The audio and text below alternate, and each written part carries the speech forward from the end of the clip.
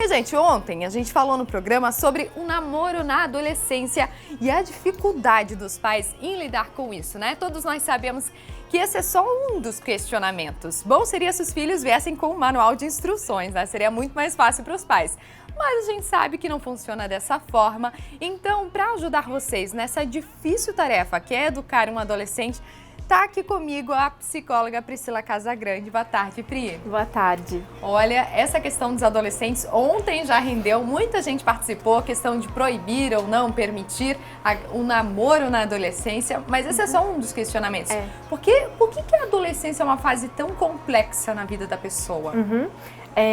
A adolescência ela é complexa justamente pelo que a gente estava comentando, assim, a adolescência é uma fase de passagem, né? Então, você não é mais uma criança, mas você não é um adulto. Então, você se depara com muita coisa que você está experimentando. Eu costumo dizer que é a fase do impossível, né? Por quê? Porque é impossível que alguma coisa aconteça comigo, é impossível que eu engravide, é impossível que eu beba e sofra um acidente. Então é muito complicado essa fase do impossível se deparando com a realidade, né?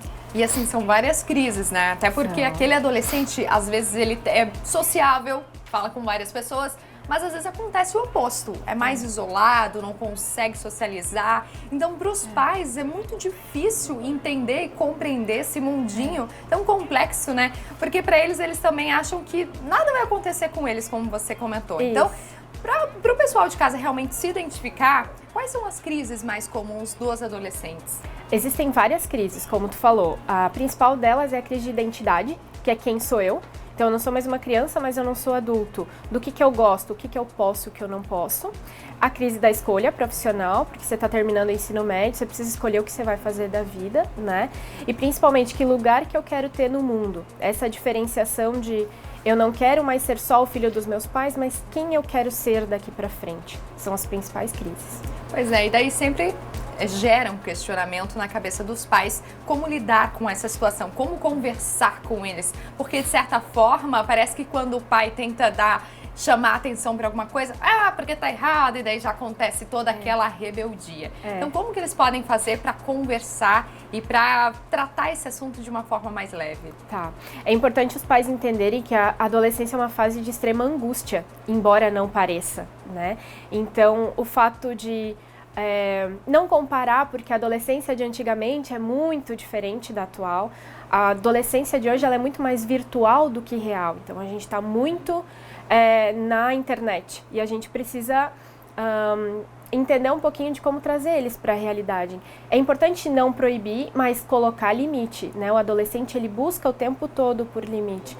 Então essa aproximação dos pais, não é importante, ela é necessária, né? Então, às vezes o adolescente vai estar um pouco mais fechado, mas do pai e da mãe se mostrarem presentes, olha, eu tô aqui, né? O contato com a escola é extremamente importante também, né? Porque é na escola que o adolescente ele vai se mostrar mais verdadeiramente. Mas tem outra coisa também, a questão dos amigos. Às vezes os pais observam que aquele amiguinho não é legal, não é uma boa companhia. Então, o que fazer para falar isso para o filho? Ou se isso pode não interferir na vida daquela criança, daquele adolescente? Interfere. A adolescência é o momento que o adolescente ele quer se desprender, se descolar, se diferenciar dos pais e procura um círculo que ele possa se identificar.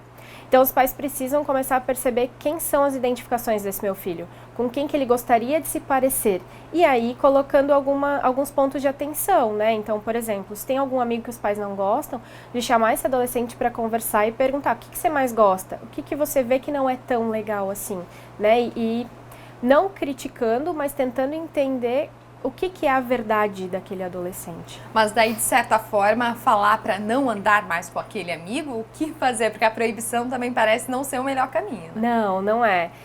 Eu acho que o mais importante nesse sentido é entender qual é a influência daquele amigo na vida do filho. Porque a partir do momento que o pai e a mãe disserem não anda, ele vai andar. Porque, como eu falei antes, é a questão do impossível, então eu posso tudo, né? Então, esse é o principal momento dos pais terem um pouquinho mais de paciência, mas como eu falei, impondo limites. Então, assim, quando que esse adolescente pode sair com essa má influência, quando não pode, né? Quais são os critérios ali?